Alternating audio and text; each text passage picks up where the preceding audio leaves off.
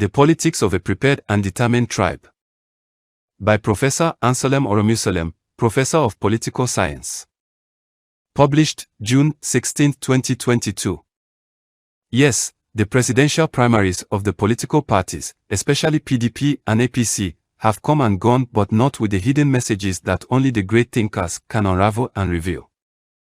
What really played out is a crafted and schemed plot of a prepared and determined tribe, the Fulani tribe. It's all about strengthening their hold on power and deepening their roots on the soil of Nigeria to emasculate and strangulate other tribes. Make no mistake about this, the emergence of Atiku for PDP and Tinubu for APC was neither accidental nor coincidental. No, it was a well-calculated and schemed plot by a people who have intentionally and consciously become masters of the game of survival. APC, with the help of INEC, knowingly or unknowing, had to wait for the outcome of PDP primaries to be sure they got their man, Atiku, as the flag bearer, before they had their own. Once the PDP ticket had been secured by their own, having outsmarted the southern candidates, they knew they were not going to take any chance with the marriage of the Igbos and the Yorubas. Alliance which would have been necessitated and triggered by a common feeling of injustice and the northern, Fulani, show of domination and lordship. The Fulanis have always known that the very day this wedding takes place, that same day, their dominance will come to an end. So while they try to emasculate the Igbos, they allow the Yorubas to have a feel of the booty and a piece of the cake. The cake, their wise elders, like Pa Odebanjo, have repeatedly told them, would be bigger, richer, sweeter and more lasting, if they join hands with their Igbo brothers to bake. So to widen this gap and strengthen this wall of division, between the Igbos and Yorubas, Tinubu, a Yoruba man, who they will never give the presidency, has to be given the ticket to assuage the Southwest, for now, against the Igbos who are rightfully entitled to the ticket. Buhari was ready for a North ticket. He didn't care. But the wise men led by El Rufai talked him out of it, having known the immediate implication of that. Don't forget, it was just few days to the primaries that Tinubu burst out on Buhari and APC leadership. An action the APC chairman said would not go unpunished. And that punishment was to make him the party's flag bearer. What a punishment! The question then is, why the preference of Tinubu to Osinbajo?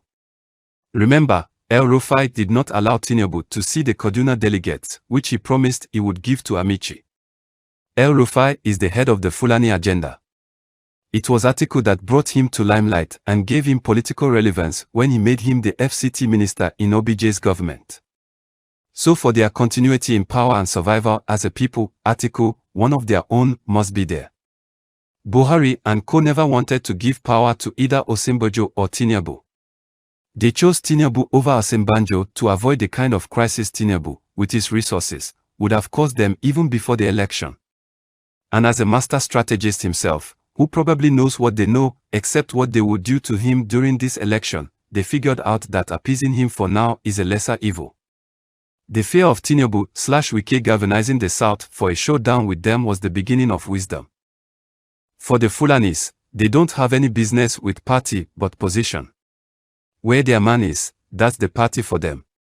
Do not be deceived. Choosing APC or PDP is like choosing between 6 and half a dozen, or as was trending in the social media, choosing between Sniper and Otepiepia. Why didn't they allow the South to chair the parties into their primaries? Is it any coincidence that they both zoned the chairmanship of their parties to the North and still nurse the ambition of producing the presidential candidates? No, I don't think so. It's not coincidence, but confidence. Any day, any time, this Atiku we know will beat this Tinubu we know, hands down.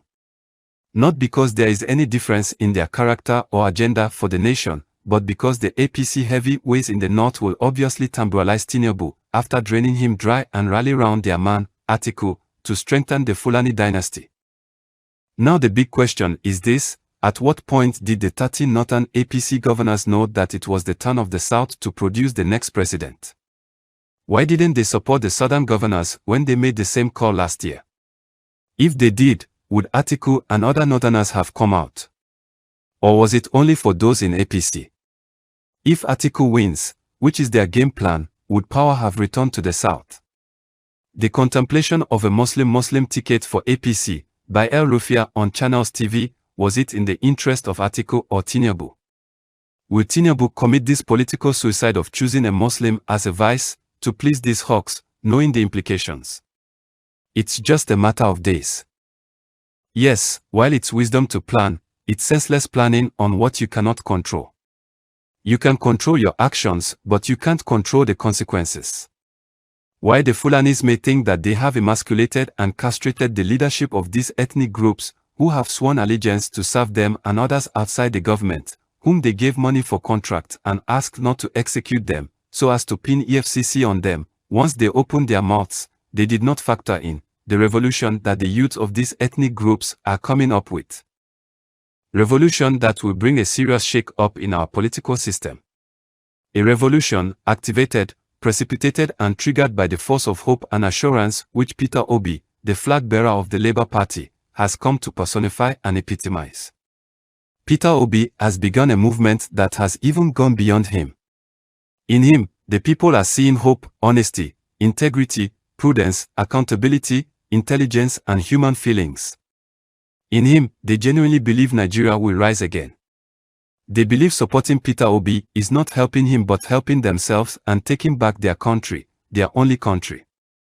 Never in the history of Nigerian politics has a presidential candidate been this accepted to the point that the electorates are spending their own resources for him rather than the candidate giving them money for their votes. They are convinced that they are investing for themselves, not for Peter Obi. That if he becomes president, they are sure of returns on their investments. That Peter Obi could go to a virgin party and turn it into a movement and a force in the political arena shows truly that he makes things happen. That he can build from nothing to something truly confirms that he will indeed turn Nigeria from consumption to production. Here are my critical questions. 1. Why would Tinubu, who knows and has publicly said that he brought Buhari, the most nepotic, tribalized, clueless and worst president Nigeria has ever and will ever have, still have the guts to come out for president instead of hiding his head in shame and apologizing to the nation if he cares a hoot about this country?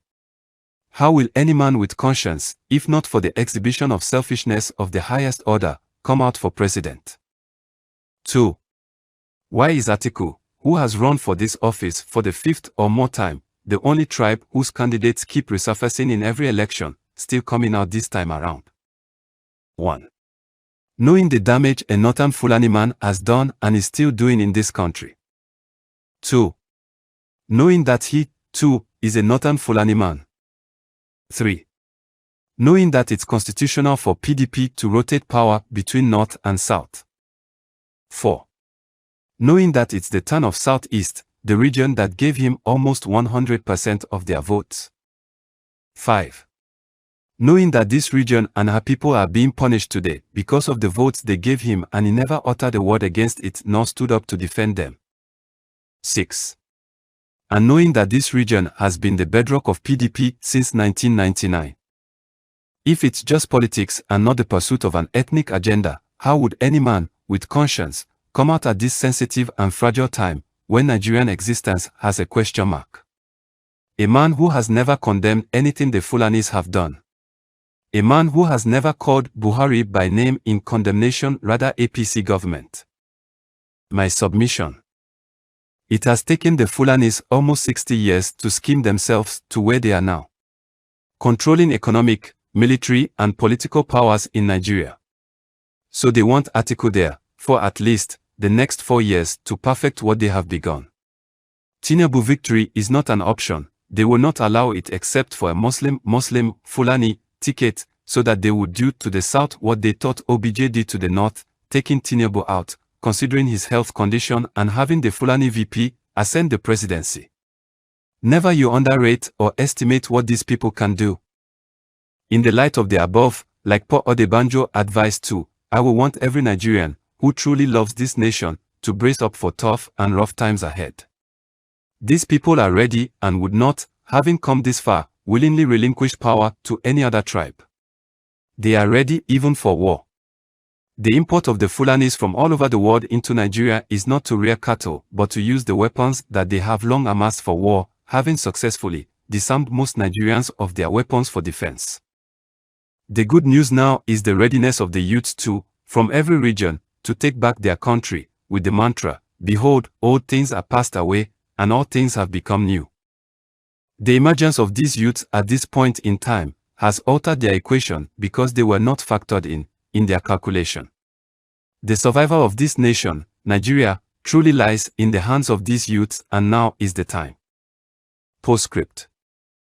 This article gave an excellent insight into the chess game the Fulani are playing with southern pawns. The PDP heist against the East on Caliphate Victory Day, May 29th, is the clue that every move on the board has been confidently planned. This podcast was brought to you by BG Media. Download the BG Media app today or visit barglobal.net for more podcasts.